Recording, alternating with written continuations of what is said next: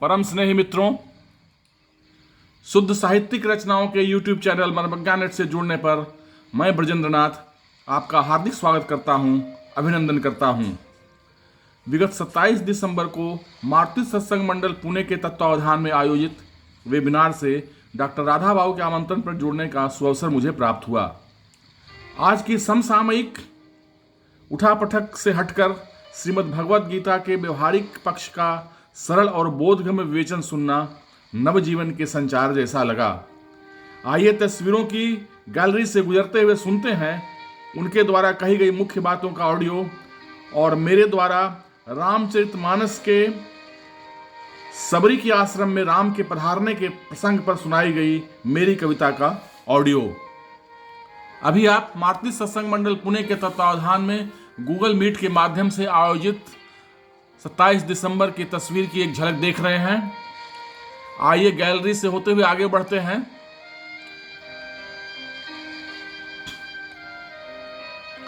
यह एक और तस्वीर देख रहे हैं मारुति सत्संग मंडल पुणे के तत्वावधान में गूगल मीट से आयोजित वेबिनार की तस्वीर की एक और झलक।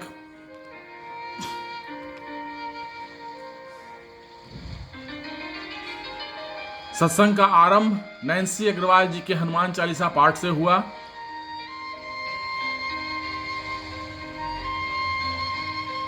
डॉक्टर राधा बाबू ने आज श्रीमद् भागवत गीता पर प्रवचन के 5वें मंगलवार के सत्संग की शुरुआत की।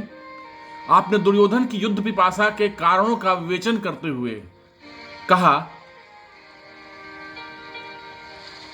इस दृष्टि में महाभारत का एक बहुत महत्वपूर्ण श्लोक है। दुर्योधन कहता है, जानाम्य धर्मम न च मे प्रवृत्ति। हे भगवान कृष्ण, धर्म को मैं जानता हूं, मेरी उसमें प्रवृत्ति नहीं है। अधर्म को भी जानता हूं, लेकिन उससे मैं निवृत्त नहीं हो पाता।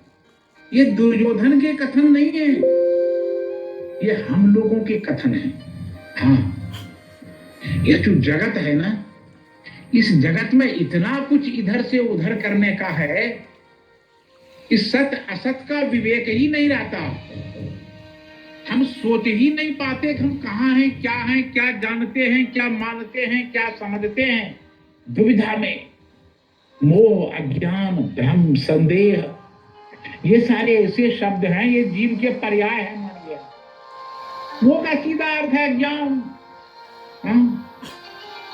और ये जो भ्रम है ना, भ्रम, ये विपरीत ज्ञान है। रज्जो यथा है भ्रम, दर्शन में कहा गया है। अब सांप में रस्सी का आभास हो जाता है रात में चलते हुए, यही भ्रम है। संदेह जो है ना, वो दुविधा की स्थिति, हमारी वही स्थिति है। लेकिन एक बात मैं फिर आपसे कहता हूं, दुर्योधन के मन में संदेह नहीं है। क्यों? वो विचारहीन है। अज्ञानी को संदेह नहीं होता। हाँ, उसको तो युद्ध में रस है, रस।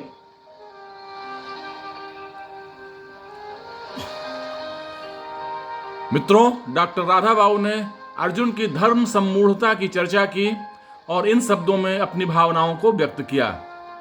धर्मच्युत हो गए हम, धर्म के मामले में सम्मूढ़ हो गए। हमारा जो अपना धर्म है उसे हम धारण नहीं कर पा रहे हैं। और तब क्या होता है, ये तो विनोबा भावे भी कहते हैं, अर्जुन जो है अपने धर्म को विगुण मानने लगा है। उसको लगता है कि जो मेरा स्वधर्म है ना, वह गुणहीन हो गया। अब उसका कोई मतलब नहीं रहा, उसका कोई तात्पर्य नहीं रहा। अब वह भ्रम में फंस गया। गीता में एक बहुत सुंदर श्लोक है, स्वधर्मे निधनं श्रेयं परधर्मो भयावहः। अगर स्वधर्म थोड़ा निर्बल भी दिखे ना, तो वही परम धर्म है। अच्छा, अब देखिए, फिर मैं साफ कर दूं, मैंने ऐसे बहुत कुछ कहा है। यह धर्म का मतलब कोई हिंदू, मुसलमान और क्रिश्चियन धर्म से नहीं है।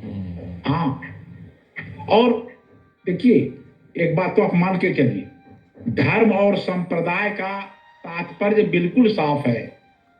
धर्म वह है जिसे कोई मनुष्य या कोई महापुरुष आरंभ नहीं करता। हमारा सनातन धर्म है ये, इसके मूल में कोई महापुरुष, कोई योगी और संत नहीं है। अनेक अनेक अनेक योगियों, महापुरुषों का समुच्चय, सिद्धांत समुच्चय। वही दूसरे धर्म में देखो, किसी को एक ने शुरू किया, किसी के एक ने शुरू किया, किसी के एक ने शुरू किया, चाहे जितने हो, चाहे बौद्ध धर्म हो, सिख धर्म हो, जैन धर्म हो, ईसाई धर्म हो, इस्लाम।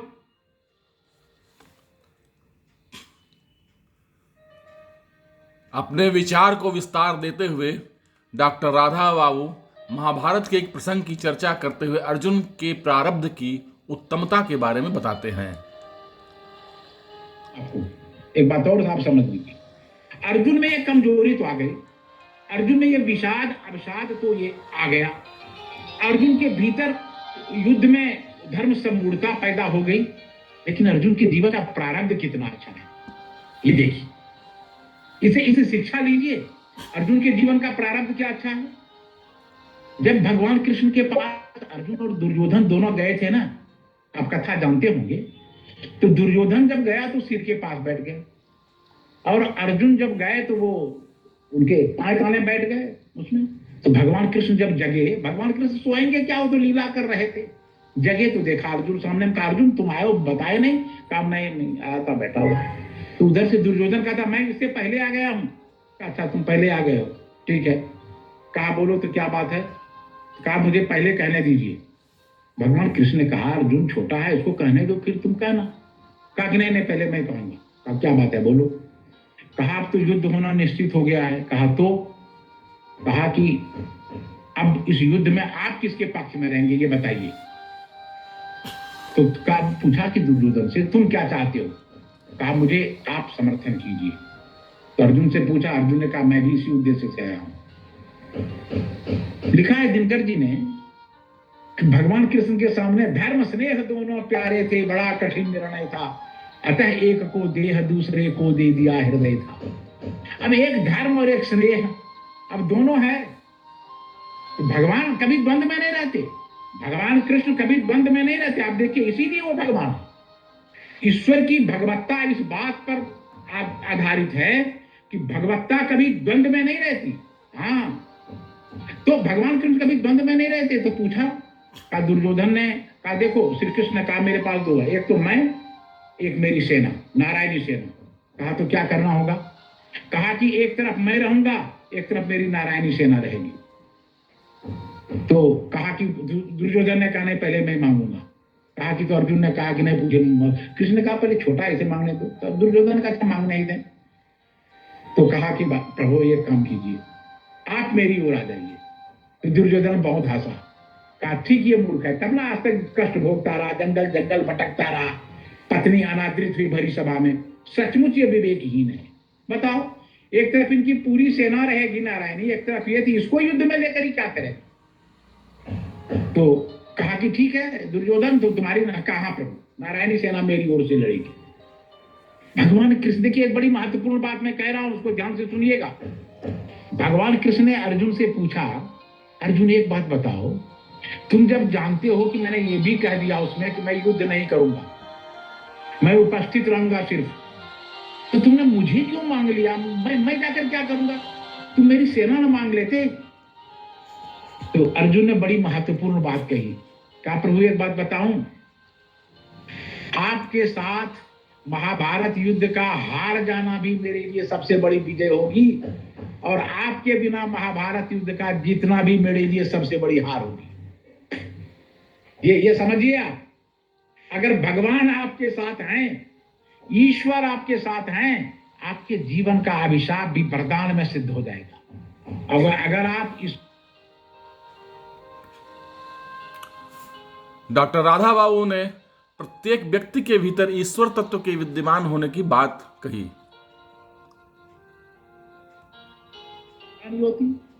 नहीं, सारे आचार्य कहते हैं कि तुम्हारे भीतर भी तुम्हारा सारथी है पार्थ। हम लोग पार्थ ही हैं, हम लोग महाभारत युद्ध करने वाले नहीं हैं। अरे तुम्हारे भीतर भी तुम्हारा सारथी श्री कृष्ण विद्यमान है। श्री कृष्ण मतलब तुम्हारी जो ऊर्जा है, तुम्हारा जो अस्तित्व है, तुम्हारा जो परमाराध्य है, वो तुम्हारे भीतर विराजमान है। तुम डरो मत, तुम डरो मत। तो ये जो बात है कि प्रत्येक व्यक्ति के भीतर वो श्री कृष्ण विराजमान है, प्रत्येक व्यक्ति के भीतर वह तत्व विराजमान है। हम जब चाहें उसका आदेश, उसका निर्देश ग्रहण कर सकते हैं। ये बहुत बड़ी बात है, ये बहुत बड़ी बात है। गीता का ये बहुत बड़ा संदेश है।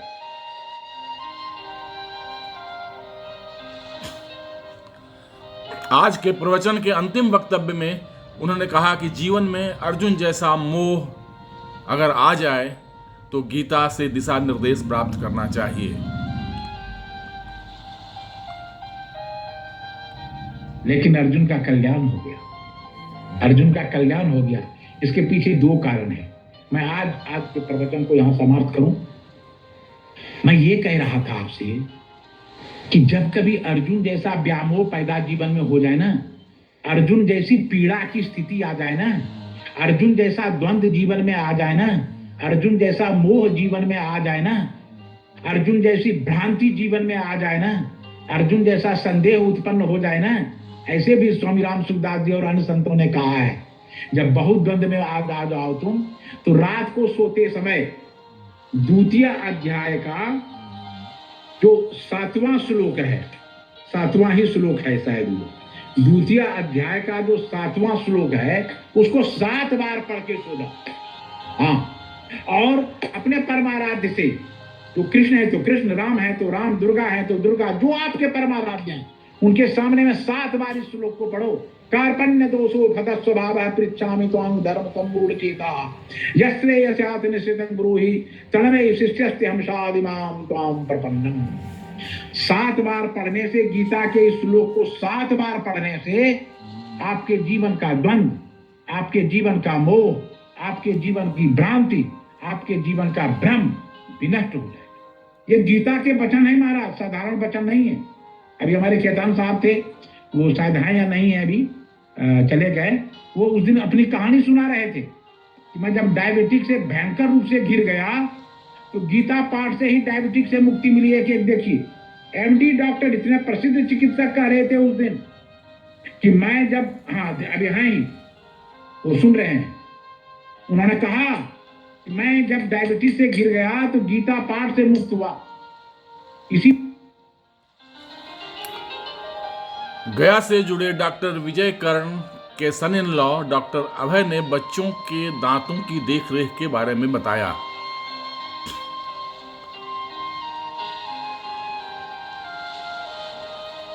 इस वेबिनार में भाग लेते हुए मेरी सेल्फी आप देख रहे हैं और मेरे द्वारा सुनाई गई कविता का ऑडियो सुने।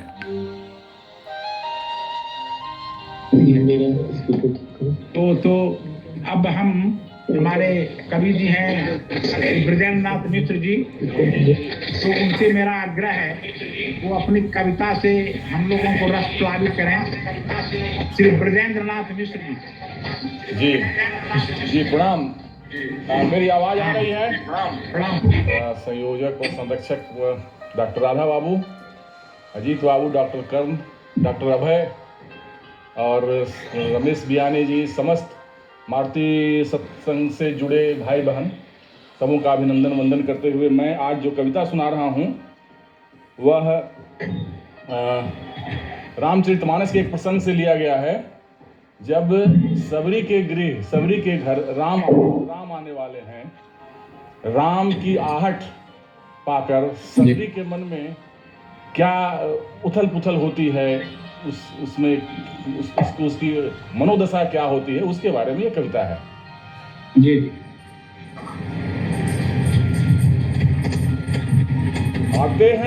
आते हैं इस दुखियारी के द्वार प्रभु,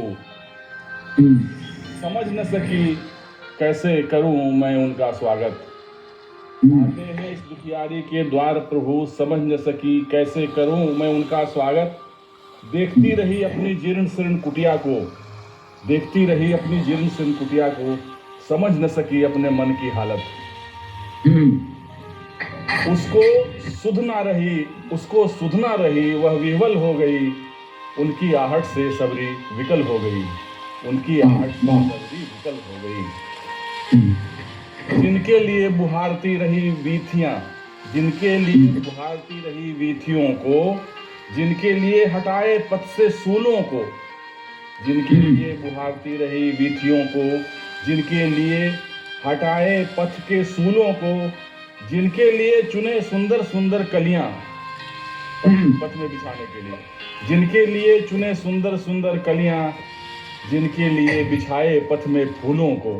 फिर से सुने, जिनके लिए बुहारती रही वीथियों को, जिनके लिए हटाई पथ के शूलों को, जिनके लिए चुने सुंदर सुंदर कलियां, जिनके लिए बिछाए पथ में फूलों को, उन पाँवों के पदचाप से, उन पाँवों के पदचाप सुन वह चंचल हो गई, उनकी आहट से सबरी विकल हो गई, उनकी आहट से सबरी विकल हो गई। जी, जिनके लिए चक्कर रखती रही बैरों को, जिनके लिए चक्कर रखती रही बैरों को स्वच्छ थालों में सुरक्षित और सजाए, जिनके लिए आंखें बरसती रही आस में, जिनके लिए युग से वे बूंदे बरसाएं, जिनके लिए चक्कर रखती रही बैरों को स्वच्छ थालों में सुरक्षित और सजाए, जिनके लिए आंखें बरसती रही आस में, जिनके लिए युग युग से वे बूंदें बरसाएं, आज वह बहती धार, सुना जाए, आज वह बहती धार अविरल हो गई, उनकी आहट से सबरी विकल हो गई, उनकी आहट से सबरी विकल हो गई। अंतिम बंद है, आज मतंग ऋषि की वाणी साकार हो रही। सबरी मतंग ऋषि की शिष्या थी।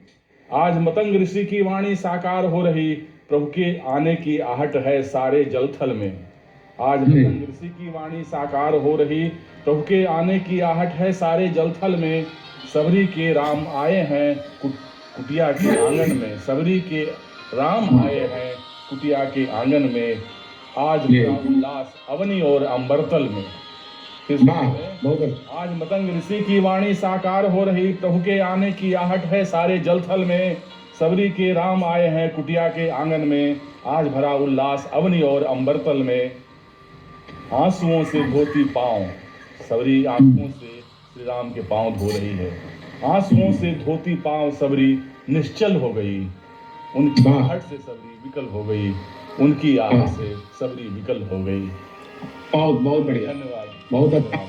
हम लोगों के हृदय आंगन में भी राम का आगमन हो जी, ऐसा एक भाव मैं समझता हूँ इस कविता का है। तो अब हमारे डॉक्टर मारुति सत्संग मंडल पुणे के सचिव रमेश कुमार राय जी ने अपना वक्तव्य दिया और धन्यवाद ज्ञापित किया। इसके बाद वेबिनार का समापन हुआ।